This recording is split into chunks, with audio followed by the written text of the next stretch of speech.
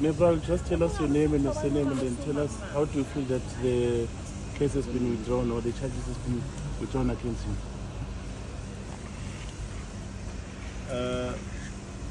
My name is Kolan Kumaro, and I'm happy with my charges now have been withdrawn against me, and Chutama Police will continue investigating until they find out what. So,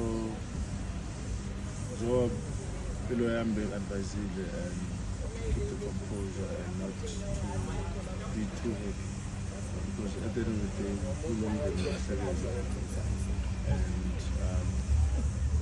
the struggle will continue. We'll continue working. Shoot my years will by fire by force, because of this is a service and we want to continue with educating trials. So soon we're going to end up with food in terms of where we are going in 7. Surely maybe next week, but we will continue working. My operation has a 7, and in terms of organizations that supported us and the family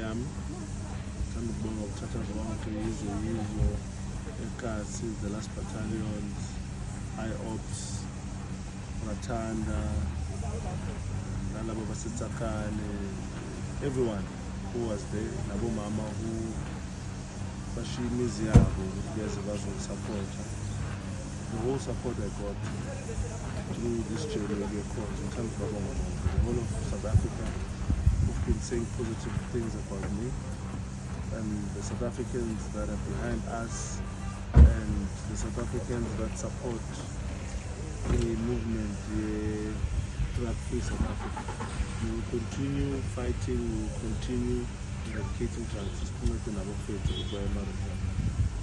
not doing it for us, we're doing it for the future of our children. So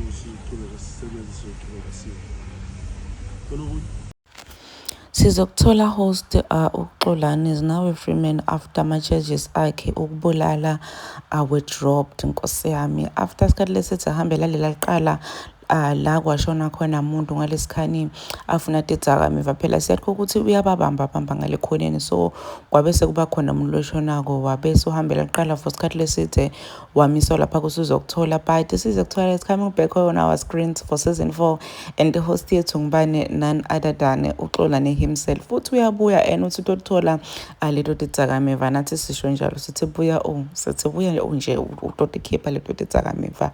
Asikwatelanga thina, we know ukuthi you were doing your job, and kube sekwenda kasigameko lesibi ngaleso sikhathi, but nje thina sithi buya utotlina eSouth Africa. Please do comment what you think below down in the comment section. I am signing out. Goodbye.